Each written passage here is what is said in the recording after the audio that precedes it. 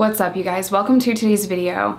As you can tell by the title, we're going to be talking about my drug addiction. For those of you that don't know, I'm a recovering heroin and meth addict. I have a little over 8 years of sobriety, but I struggled for a long time.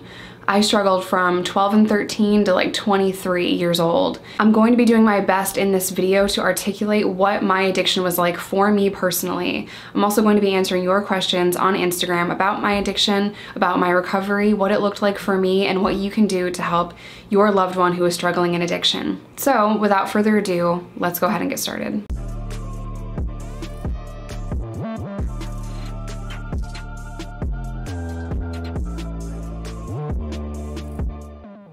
My drug addiction started when I was a really young kid.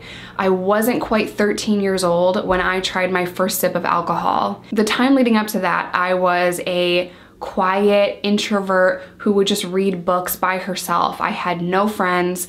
I didn't fit in. I had a weird tomboy haircut and I didn't have name brand clothes or nice clothes at all, and sometimes I'd wear the same sweater twice in 1 week because we were poor. I didn't have shit. My family didn't have shit, and I was moved around from school district to school district because we were getting evicted a lot. I never had stability in my life, and that is not an excuse. That is just me trying to articulate what happened in my life. When I tried my first sip of alcohol, I felt good. I felt like I wasn't that shy, awkward kid. I felt like I could have a conversation with someone and I felt free, and it was in that moment that I fell in love with alcohol. And alcohol is a drug, and that was the first substance that I tried, and I loved it. I loved to drink. I loved to go to parties. I loved to make people laugh. I was like Chris Farley. I was the life of every party, and there's no way no one here is not gonna have a good time. Not on my watch. And that was who I was, you know? I would like to think that I'm a pretty funny person, and I always enjoyed when people around me laughed. That was where my drug addiction started. As the years progressed, as I got older and older, alcohol was replaced with pills. I was an equal opportunity drug addict, meaning I didn't care what it was. I would do cocaine, I would do pills, I would drink, I would do anything. I have tried everything from LSD to alcohol, everything from shrooms to heroin, meth to alcohol. I've tried everything. But my drug of choice for a very long time became heroin. Pills kept getting harder and harder to obtain in upstate New York, and they became more and more expensive. So my pill addiction became a heroin addiction. For a long time, I didn't think I had a problem. I thought, if you're gonna tell me how to live, you have a fucking problem. I don't have a problem. What I'm about to say, I don't say lightly, and I've thought about making this video for a long time now, but I want to articulate where my headspace was at that time. I loved my drug addiction for a long time. I would defend it, I would fight for it, I would do anything for it. My drug addiction was part of who I was. I didn't know how to live without a substance. I was not comfortable without a substance, and eventually that heroin addiction led to me being very, very sick without that substance. Because I started using alcohol and pills at such a young age, I grew up on a substance. Meaning, by the time I was an adult, I didn't really know who I was. And I was very protective of this drug addiction because it was me. I thought in defending my addiction, I was defending who I am. It's my choice to live the way that I'm living. It's none of your business, and I will do whatever it takes to get my next fix. And you are not gonna tell me how to live. Subsequently, because I was so aggressive about you're not gonna tell me anything, that cost me relationships, it cost me jobs, it cost me family members, and I really started to drive a wedge in between everyone that cared about me. And everyone around me was walking on eggshells because they didn't know what they could and could not say to me. I could snap at a moment's notice. And because of my mental health diagnosis, which I've talked about on this channel before, taking any kind of substance like heroin, pills, anything like that, it took my mental health and made it so much worse. I was mean, I was violent, I was angry, and like I said, you're not gonna tell me anything. This caused problem after problem after problem after problem in my life, but I was so blind to what I was doing. For a lot of people that are watching their loved ones go through addiction, they don't understand why we can't see what we're doing. And I honestly thought being an addict was very hard in the end. I thought the hardest thing at the end of my addiction was to be an addiction. I have now learned that it's much harder to love an addict, especially after you've pulled your own self out of addiction, because I desperately want to help the people that I love. I just want to shake them and say, just fucking stop. But it's not that easy. And often mental illness is the problem. Trauma is the problem. Drug addiction is not the problem. Drug addiction is a symptom of a much deeper problem, whether that is mental illness or trauma. For those of you that love someone in addiction, I want to give you an analogy here to help you better understand what they're going through. Because I was in addiction, I couldn't see it because I was in it. So it would be like me holding this up to your face. That was me in addiction. You can't see what that image is because it's in your face, right? But everyone else was like this. It's a postcard. But I couldn't see that it was a postcard because I was like this. And the rest of the world was like this. And to them, they were like, Jess, it's a postcard. But I couldn't see the problem because I was in it. I didn't understand that what I was looking at was a postcard. And I'm saying that to say this. I couldn't see the full picture because I was part of the picture. And it takes time, rock bottom, perspective, growth. It takes pain to get to recovery. And recovery in most cases is not active addiction recovery. It's active addiction, jail, rehab, detox, in, out, sobriety, relapse, jail, in, out, rock bottom 2.0, homeless, jail, rehab, in, out, in, out, in, out. It's not a straight line. The path to recovery is not a straight line. It's not this. It is this. It's crazy, and it takes so much to pull yourself out of addiction. It takes support, it takes time, it takes the desire to change. And most of us that have gotten out of that world had to be completely ripped apart and broken. And that is so hard to watch your family member go to rock bottom. And for me, rock bottom sucked, but I just picked up a shovel and I made it worse. Rock bottom for me was like rock bottom 2.0 before I finally realized something has to change. My moment, my aha moment came from when I saw Micah born. I saw her for the first time. That image of holding my newborn baby with a leg chain around my ankle because I was an inmate, that was an image that I still to this day have not been able to get out of my mind.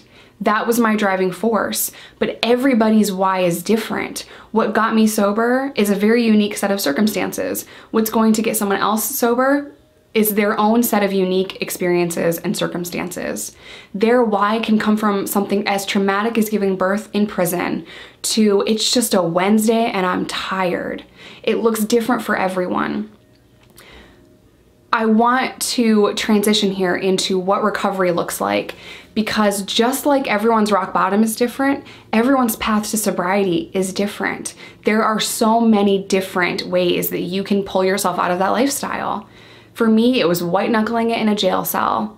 For a lot of my friends, it's medically assisted treatment. It's 12-step meetings. It's their family. It's a spiritual awakening, support systems. Every path is different, but every path is valid. I'm gonna go to your Instagram questions now.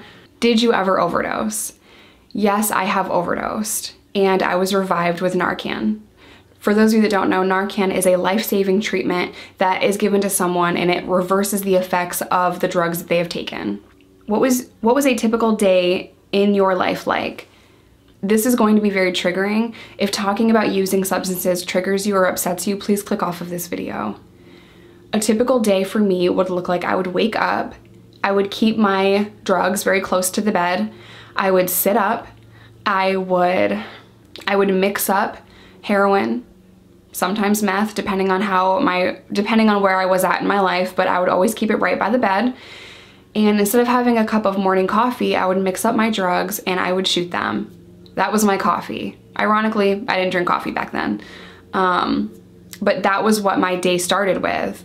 Then it started with selling drugs and making money. I was obsessed with every component of my drug addiction, from mixing up the drugs to putting them in my arm to selling drugs and making money. I was obsessed with every single component. I wasn't just a drug addict. I was addicted to everything: the lifestyle, the fast life, the money, the power and control of being an addict. I was sick, and that sickness was very deeply rooted in who I was.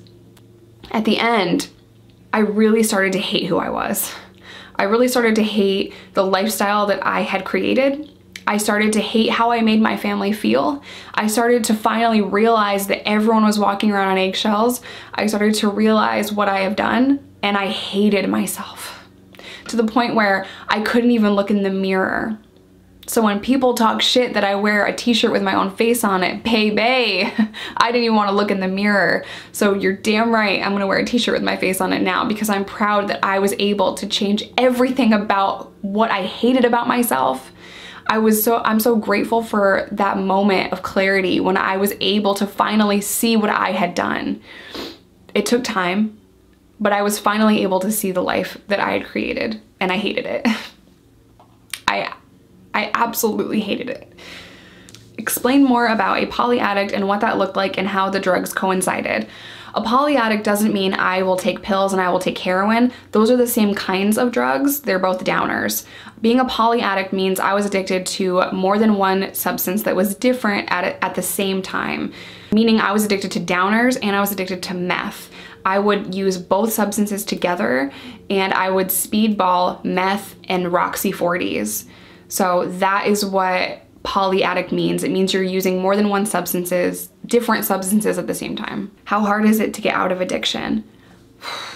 It's hard as hell to get out of active addiction, but I will always be an addict, and I always have to make sure that I am aware of my mental health, because my depression is my biggest trigger. I will always be a drug addict because that is how my brain chemistry is. I can't just take a pill because then I'm gonna want 20 pills and more and more and more and more. That's just what it looks like for me. I'm not saying that's what it looks like for everyone, but for me, I know that I can't just take a pill today, because if I take a pill today, I will take 20 pills. And no, that does not mean I can't take Advil. I can't take narcotics. So that's different. I don't get high off Advil. Taking Advil is not a trigger for me. Taking Percocet would be a trigger. Taking Percocet would then mean I have to take 20 of them, and I can't just turn it off. So let's just hope I don't get seriously injured anytime soon. When I go to the dentist, I take ibuprofen if I get a root canal. They can give me the numbing stuff, but then afterwards when I'm sent home, I can't take medication. That's just me personally. I'm not saying that addicts can't do that in their recovery. This is just my recovery and what it looks like for me.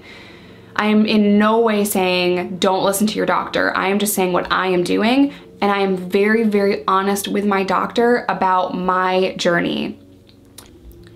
Did you experience any sexual issues after becoming sober? I have lost all interest.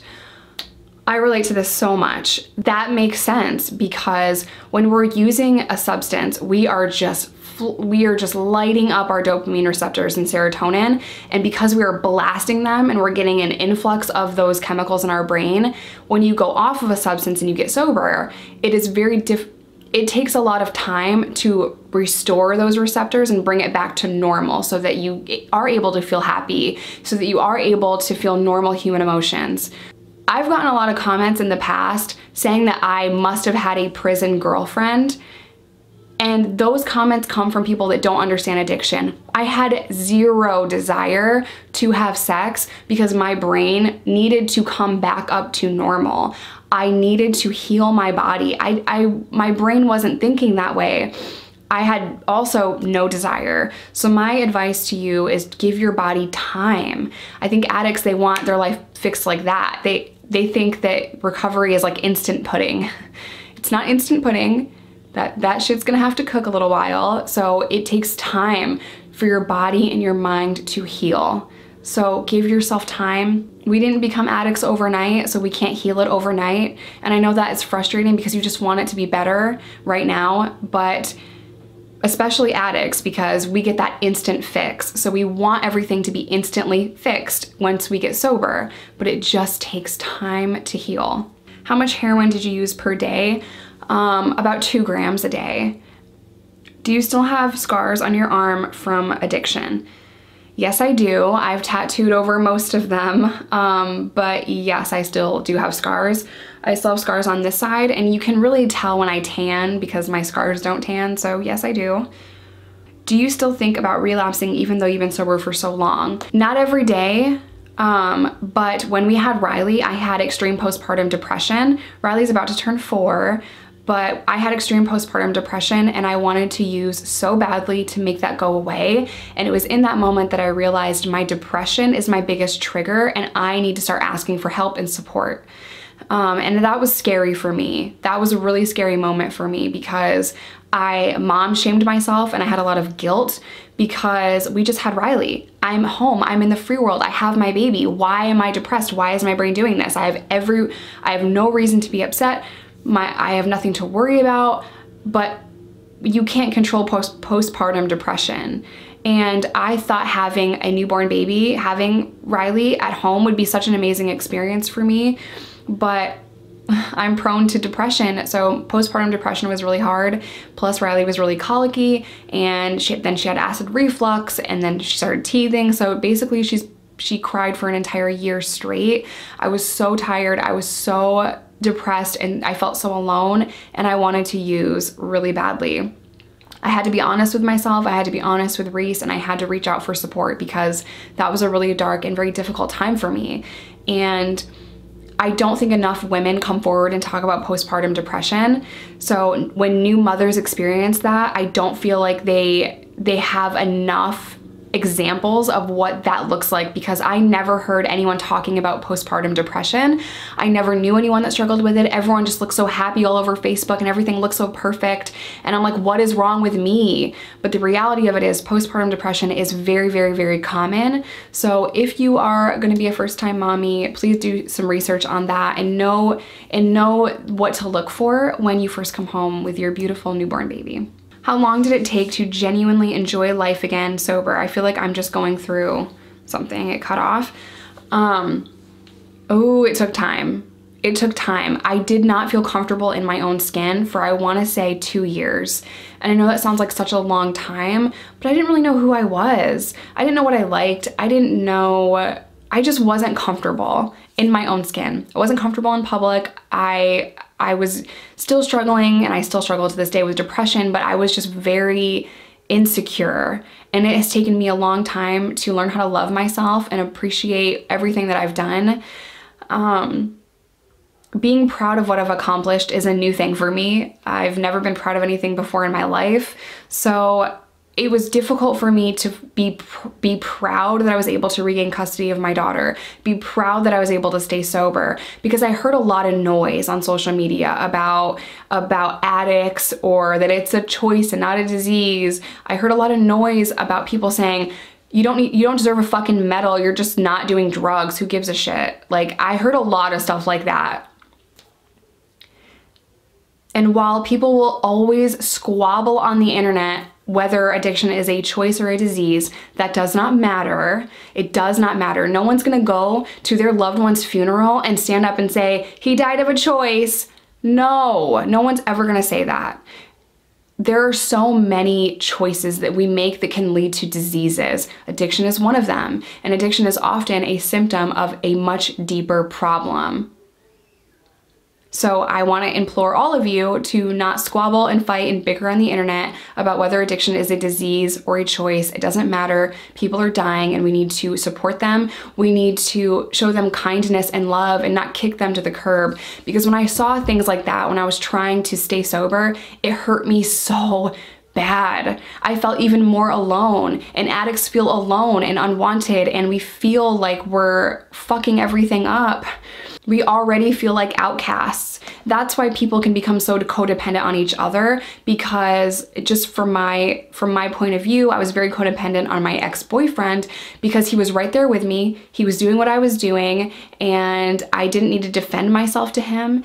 And we became addicted to each other, and we bonded in such a way that it almost cost me my life due to me wanting to take my own life.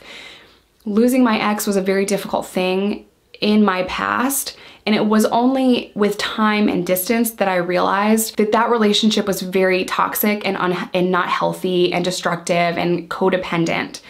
But my entire lifestyle was unhealthy. So I just want to encourage you guys to be kind and to listen to what an addict has to say without being defensive or without yelling about this is the right way or that's the right way, because there is no right way to get your life together. Whatever works for you, I'm proud of you. There are so many different paths to sobriety. One is not superior to the other. Whatever has helped you rebuild your life, regain employment, regain custody of your children, regain a happy, healthy lifestyle, I am proud of you. I'm gonna end today's video here. I really hope you guys learned something about my addiction and learned something about how to better understand what your loved one is going through. I love you guys. Stay safe, stay sober, and I will see you in my next one.